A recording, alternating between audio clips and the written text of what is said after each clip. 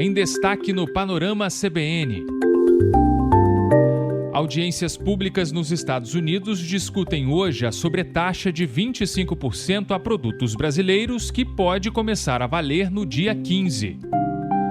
O Itamaraty alerta a Câmara dos Deputados sobre o risco de os Estados Unidos usarem força militar em território brasileiro depois da decisão de classificar o PCC e o Comando Vermelho como organizações terroristas.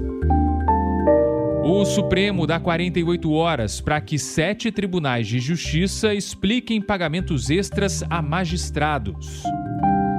E o arsenal de Jair Bolsonaro passa por nova checagem. O Exército informou ao STF que 2 das 8 armas listadas pela defesa não estavam no quartel. E a Polícia Federal agora vai apurar o destino do armamento. Hoje é terça-feira, dia 7 de julho de 2026, e o Panorama CBN já está no ar. Olá, muito bom dia para você. Vamos para mais uma edição do Panorama. Eu sou Gabriel Freitas, sigo com você nos próximos minutos te contando os principais assuntos dessa terça-feira. A sua participação também é muito bem-vinda aqui. Mande a sua mensagem, seu comentário, seu recado pelo meu e-mail, gabriel.freitas@cbn.com.br ou pelo meu Instagram, o @gabafreitas. Logo mais, inclusive, eu cito algumas mensagens que eu recebi de ontem para hoje. Vamos tocar notícia! E a gente começa falando da contagem regressiva, para esse tarifaço contra produtos brasileiros que entrou na reta final. A sobretaxa de 25% proposta pelos Estados Unidos volta a ser discutida hoje em audiências públicas do escritório do representante comercial americano. Se não houver acordo, a cobrança extra vai ser aplicada a partir do dia 15. O primeiro dia de debates durou 7 horas, foi descrito por empresários como ameno, técnico, distante de embates políticos, discussões que foram divididas por setores da economia e trataram de temas como comércio digital, propriedade intelectual, falaram sobre o PIX também ontem, tarifas alfandegárias, mercado de etanol e desmatamento. Uma tarifa desse tipo, pessoal, funciona como uma cobrança a mais, sobre o produto importado. E quando essa conta aumenta, ela pode aparecer em vários pontos da cadeia, como no custo de uma empresa, no preço de um insumo, no valor final de um produto, o que afeta a vida do consumidor, claro, Um dos representantes da sociedade civil brasileira nas sessões de ontem, por exemplo, foi o economista Gustavo Pessoa, professor da Fundação Getúlio Vargas. E para a Globo News, ele disse que falou em defesa do PIX. Eu quis expor o sistema que nós desenvolvemos aqui no Brasil, que é uma referência mundial, não só por conta do seu tamanho, do seu volume, mas também por conta da absorção que a sociedade civil fez desse sistema. Hoje em dia são mais de 165 milhões de pessoas que utilizam o sistema diariamente, mais de 19 milhões de empresas, e eu tentei mostrar para ele que todos saem beneficiados desse sistema. Não só os brasileiros, mas também as empresas americanas que operam aqui no Brasil. E me pareceu que os argumentos foram bem aceitos. E essas grandes empresas americanas, além do governo brasileiro, estão oferecendo resistência a esse tarifaço. Olha só, Tesla, Coca-Cola, eBay, são empresas enormes nos Estados Unidos que enviaram manifestações oficiais pedindo que a Casa Branca desista dessas tarifas. As multinacionais estão dizendo que essa medida vai deixar alguns insumos importantes mais caros, além de bagunçar cadeias globais de suprimentos e prejudicar a própria indústria dos Estados Unidos. Em outras palavras, essa taxação pode atingir empresas brasileiras, mas também pode voltar como custo para companhias e consumidores lá dos Estados Unidos. A Coca-Cola pediu expressamente a manutenção da isenção sobre o suco de laranja e regimes de transição para o limão importado do Brasil.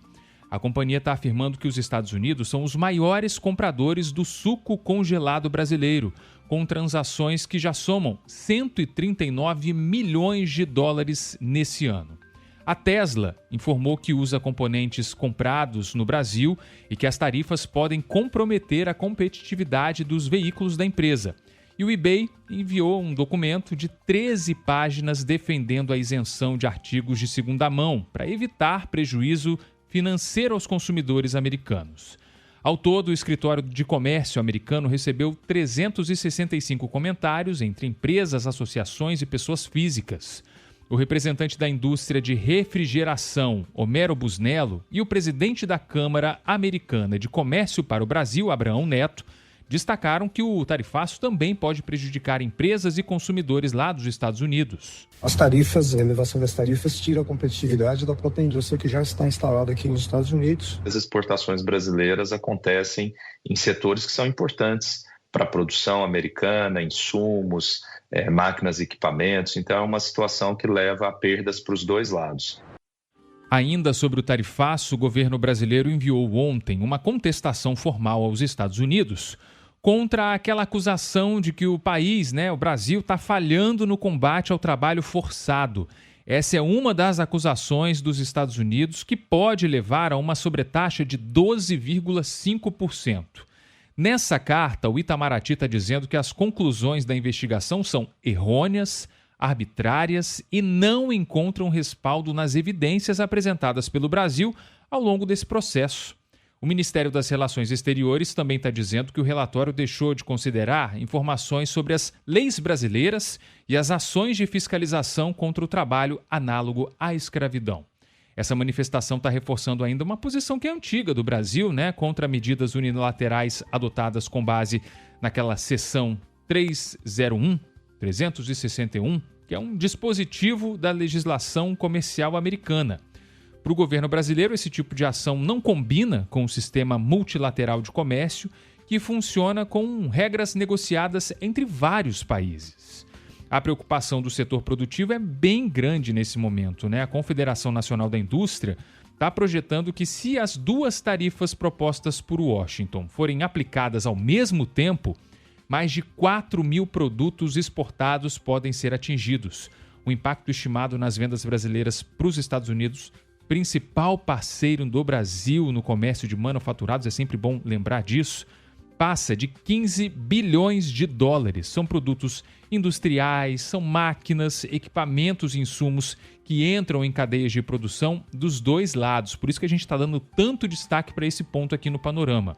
O presidente da CNI, Ricardo Alban, voltou a dizer que o tarifaço é injusto, porque na avaliação da entidade não tem evidência nenhuma de práticas comerciais desleais do Brasil contra os Estados Unidos. Um desafio grande, mas continuaremos tendo a expectativa de possamos não só reverter, sensibilizando a USTR, ou bem como aumentando também a possibilidade de novas exceções que possam reduzir significativamente esse universo de mais de 4 mil produtos. E a politização desse assunto também é muito grande, porque também está prevista para hoje a participação do pré-candidato do PL, Flávio Bolsonaro, nessas audiências.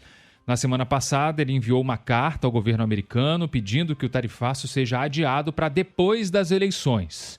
Ontem, Flávio publicou um vídeo nas redes sociais para falar da audiência, mas ele concentrou a fala em ataques ao presidente Lula. Claro, é ano de eleição, Vamos ouvir o que ele disse. E eu estou aqui para defender os interesses do povo brasileiro, mesmo sem ser o presidente do Brasil ainda. Aí eu vejo notícias dizendo que eu posso atrapalhar.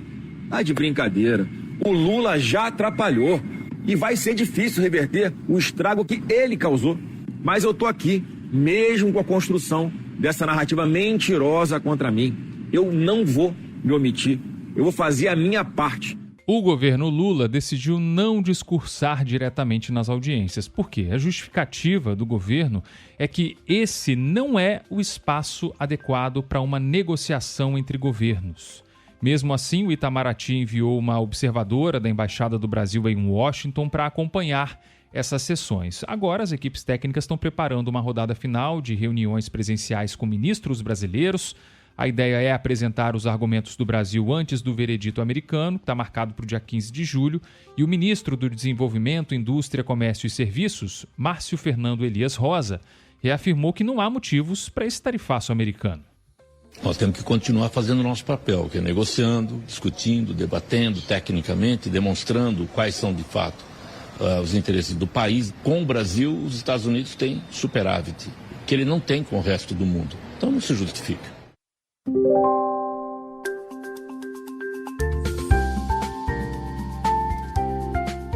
Vamos falar sobre um outro tema, mas ainda envolvendo relações entre Brasil e Estados Unidos, porque o Itamaraty informou à Câmara dos Deputados que está vendo um risco de os Estados Unidos usarem, sim, força militar em território brasileiro. O alerta está num documento oficial enviado pelo chanceler Mauro Vieira em resposta a questionamentos do parlamento sobre decisões estratégicas de Washington. A preocupação do governo brasileiro vem daquela decisão do governo de Donald Trump de classificar o PCC e o Comando Vermelho como organizações terroristas. Para o Itamaraty, essa classificação feita de forma unilateral pode abrir uma brecha para que os americanos tentem justificar algumas intervenções ou até missões armadas fora dos Estados Unidos, aqui no país. Na manifestação enviada ao Congresso, o governo federal diz que a medida de Washington não traz benefício prático para o combate ao crime organizado. Itamaraty, que também está alertando que essa decisão pode gerar sanções migratórias e financeiras contra cidadãos brasileiros. O Palácio do Planalto reforçou que aceita a cooperação internacional no enfrentamento ao crime, mas, para o governo brasileiro, a soberania nacional não entra em negociação em nenhuma hipótese.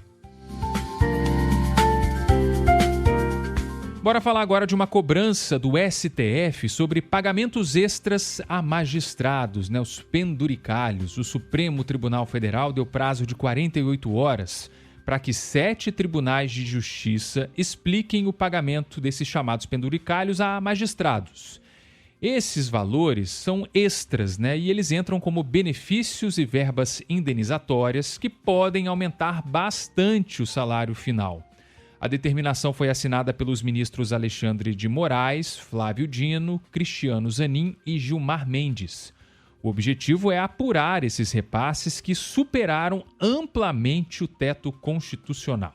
Os ministros estão alertando que, se o prazo não for cumprido, os presidentes dessas cortes estaduais podem ser afastados imediatamente dos cargos de direção. Eles também podem responder nas áreas civil, disciplinar e penal. As intimações foram enviadas aos tribunais do Distrito Federal, Goiás, Maranhão, Paraná, Rio de Janeiro, Rio Grande do Norte e Rondônia. Esses tribunais vão ter que encaminhar cópias das folhas de pagamento de abril a julho desse ano, com os valores recebidos de forma individualizada por juízes da ativa, aposentados também e os pensionistas. Os levantamentos analisados pelo STF estão apontando que manobras administrativas têm inflado bastante os vencimentos mensais. Em alguns casos, os salários líquidos, só para você ter uma ideia, chegam a quase R$500 mil. É um valor que chama muito a atenção, porque está muito distante da realidade da maioria dos servidores e também do limite constitucional para o funcionalismo. A ofensiva do Supremo ocorre depois das denúncias de que alguns tribunais estaduais estariam descumprindo essas restrições impostas pela Corte lá em março desse ano. Naquela ocasião, o STF limitou as verbas indenizatórias a 35% do teto. Para o economista João Pedro Limeira, a auditoria está expondo a tentativa de burlar as regras financeiras e está retomando o rigor sobre o teto salarial do funcionalismo público. Ao vermos tribunais de justiça antecipando pagamentos de penduricalhos, cujos quais o ministro Flávio Dino, lá no início de fevereiro, tinha suspendido, a gente percebe uma falta de empenho por parte do Poder Judiciário em promover a austeridade fiscal. Vale lembrar que a expectativa de economia gerada por esses não pagamentos de penduricalhos gerava algo em torno de 7 bilhões por ano aos cofres públicos. Não cumprindo essas medidas, a gente aperta ainda mais um cenário fiscal onde a dívida bruta já alcança 81% do PIB.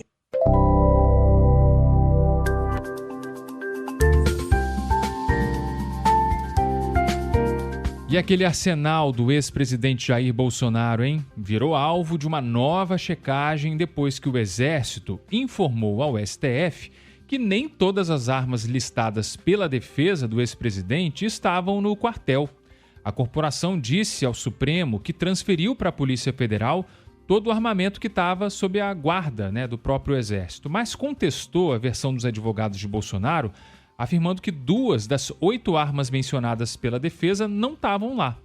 O ofício enviado ao ministro Alexandre de Moraes apontou o sumiço de uma espingarda e de uma pistola Glock. Depois da manifestação do Exército, os advogados de Bolsonaro mudaram a versão sobre uma das armas. Eles alegaram que a espingarda foi um presente que nunca saiu de uma importadora no Rio Grande do Sul. Sobre a pistola, a defesa não se pronunciou. Esse detalhe chamou a atenção dos investigadores porque o número de série dessa pistola Glock desaparecida está coincidindo com o da arma de Bolsonaro apreendida no mês passado numa blitz no Distrito Federal. A arma, que é de uso restrito, estava com um sargento do Exército que estava fazendo parte da equipe de segurança do ex-presidente. O militar acabou indiciado por porte ilegal. A apreensão de todo o arsenal foi determinada pelo Supremo depois que o ministro Alexandre de Moraes considerou a posse de armas incompatível com a prisão domiciliar de Bolsonaro. E aí, diante desse impasse, a Polícia Federal também foi acionada para verificar se outros 2 fuzis da coleção do ex-presidente continuam mesmo guardados na corporação desde o ano passado. O criminalista Guilherme Mota explicou por que o registro de CAC de Bolsonaro foi revogado. CAC é o registro usado por colecionadores, atiradores desportivos e caçadores. A incompatibilidade entre o porte e a posse de armas e o próprio registro perante a Polícia Federal, ele pode ser alterado no curso desse feito administrativo quando um dos seus requisitos deixa de estar presente. Ele não possui mais os antecedentes criminais favoráveis, uma vez que condenado definitivamente em matéria já transitada e julgado. Portanto, a revogação, a suspensão do registro de CAC, ela não costuma ser só aplicada nesses casos de prisão domiciliar, como ela impede o novo registro e também faz cessar aquele que já possuía o registro anteriormente. Vamos falar de previsão do tempo agora, porque tem mudança pela frente, com destaque para o frio chegando de maneira mais intensa na metade sul do país, hein? Ontem os termômetros em São Paulo chegaram a 25 graus e hoje a máxima não deve passar de 21, por causa da chegada de uma frente fria. Essa frente fria também vai trazer chance de chuva fraca hoje. E não é só São Paulo que sente essa virada, não. A semana volta a ficar mais gelada por conta da aproximação de uma alta pressão de origem polar. Esse frio avança pelo país até o meio e o fim da semana. No sul, o frio vai exigir mais atenção, viu? Se você mora nos estados do sul do país, fique atento. Hoje volta a ter risco de geada em grande parte da região, desde o sul do Rio Grande do Sul até o sul do Paraná. Porto Alegre é a capital mais fria do país hoje. Previsão é de 6 graus no começo do dia, máxima de 15 à tarde. Florianópolis também vai ter uma tarde fria hoje, com máxima de 16 graus. Campo Grande também não vai passar dos 22 no centro-oeste. Cuiabá normalmente esquenta mais, vai ficar nos 25. No Rio de Janeiro, os termômetros chegam a 27, mas essa frente fria vai chegar à cidade a partir da noite de hoje. Vai derrubar as temperaturas amanhã, hein? No Nordeste e no Norte, o cenário é totalmente diferente. Maceió vai ter máxima de 28 graus, Natal vai chegar a 29, São Luís e Macapá ficam nos 31, Porto Velho pode chegar a 33 graus e a capital mais quente do país é Palmas, com previsão de 36 hoje. Além do calor, a umidade vai ficar muito baixa, fique atento, em torno de 20%, é perigosíssimo, se hidrate. Teresina também vai aparecer entre as capitais mais quentes hoje com 35 graus. A área mais seca do país fica em Goiás, hein? Além de Tocantins e Piauí, com índices abaixo dos 20%. O ideal seria acima de 60%. Então, faça uso aí da hidratação para você proteger a sua saúde.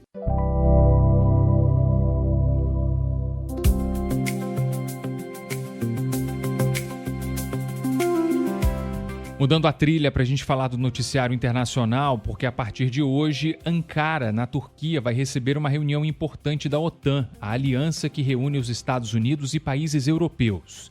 E Donald Trump está cobrando que os europeus precisam assumir mais responsabilidade pela defesa do próprio continente, está tirando dele da reta. O presidente dos Estados Unidos e líderes dos demais países da OTAN vão se reunir na capital turca em uma cúpula de 2 dias. Essa cobrança de Trump ganhou força aí durante a guerra no Oriente Médio, né? O presidente norte-americano reclamou da decisão do Reino Unido, da Alemanha, da França de não permitir o uso de bases militares para o lançamento de ataques dos Estados Unidos contra o Irã.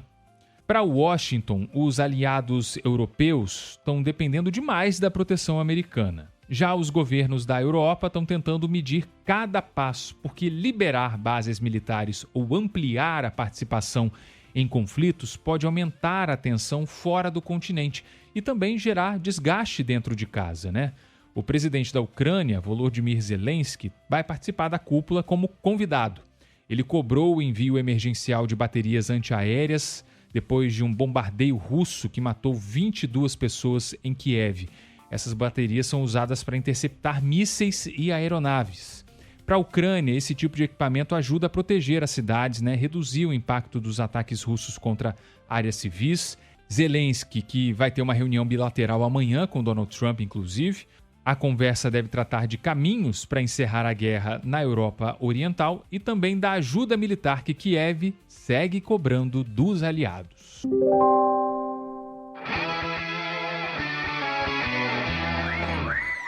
Bora falar de Copa do Mundo, que entra hoje em mais um dia decisivo com 2 jogos que vão definir o último confronto das quartas de final. À 13h, a Argentina enfrenta o Egito e quem passar pega o vencedor de Suíça e Colômbia, que jogam às 5h. Ontem à noite a Bélgica goleou os Estados Unidos por 4-1, né? E avançou para enfrentar a Espanha, que venceu Portugal por 1-0. A derrota portuguesa também marcou o fim da história de Cristiano Ronaldo em Copas do Mundo. Aos 41 anos, o atacante disputou o 6º Mundial da carreira. E os Estados Unidos foram eliminados, né? Mesmo depois daquela interferência do Trump fora de campo. A pedido do presidente americano, a FIFA anulou o cartão vermelho do atacante Balogun e o artilheiro pôde jogar contra a Bélgica, não adiantou de nada. Trump confirmou que pediu a revisão da punição ao presidente da FIFA, Gianni Infantino, e ao falar do caso, ele disse que o árbitro brasileiro, Rafael Claus, tinha um passado suspeito. Este árbitro é um pouco suspeito, se você verificar o passado dele. Não quero dizer isso porque não gosto de criar polêmica, mas muito suspeito. Eu vou fornecer o passado dele. Ele teve uma decisão que ninguém podia acreditar. A declaração de Trump teve como base uma notícia falsa de origem brasileira, até o boato que dizia que o Rafael Claus seria investigado por manipulação de resultados aqui no Brasil. Essa versão distorce os fatos da CPI do Senado de 2024, porque naquela ocasião o árbitro foi convocado só como testemunha, depois de denúncias sem fundamentação sólida feitas pelo empresário americano John Textor, dono da SAF do Botafogo. A saída usada pela FIFA para liberar Balogun foi duramente criticada, foi muito contestada também em conjunto pela Federação Belga, pela UEFA e pela União Europeia. A FIFA afirmou que o comitê disciplinar é independente e que o regulamento permite colocar o jogador em um período probatório, sem cumprimento imediato da punição pelo cartão vermelho. Em nota, a CBF afirmou que o Rafael Claus é reconhecido mundialmente como um dos melhores árbitros em atividade e que tem uma trajetória marcada por excelência técnica, conduta ética e respeito ao futebol. A comissão de árbitros da CONMEBOL também destacou o profissionalismo e a integridade do árbitro brasileiro. E o caso do Balogun pode abrir uma disputa maior, porque políticos britânicos estão se mobilizando para pedir à FIFA a mesma liberação ao zagueiro Jarell Quansah, expulso no confronto da Inglaterra contra o México no domingo. A Federação Francesa também quer o cancelamento do cartão amarelo que foi recebido por Olise no jogo contra o Paraguai. No fim, a rodada de hoje define o último duelo das quartas, mas tem essa polêmica aí fora de campo que segue crescendo bastante em torno da FIFA e dos critérios, né, usados para reverter essas punições. Vamos chegando ao fim do Panorama CBN, essa primeira edição dessa terça, né? Mandando alguns abraços aqui. A Mariana Oliveira Costa mandou mensagem para mim lá no meu Instagram, @gabafreitas. Muito obrigado, Mariana, pela sua mensagem de carinho. Ela que começou a ouvir o Panorama quando eu estava cobrindo férias da Bianca Santos, isso em 2021. Que demais, Mariana. Valeu demais pela sua mensagem, viu? Mandar um abraço também para Denise Álvares, que mora em Uberlândia, também ouve a gente, sempre na academia, ouvindo o Panorama CBN e se informando logo de manhã. Tem também a mensagem da Ilka, que também ouve a gente de São Paulo, fazendo exercício matinal.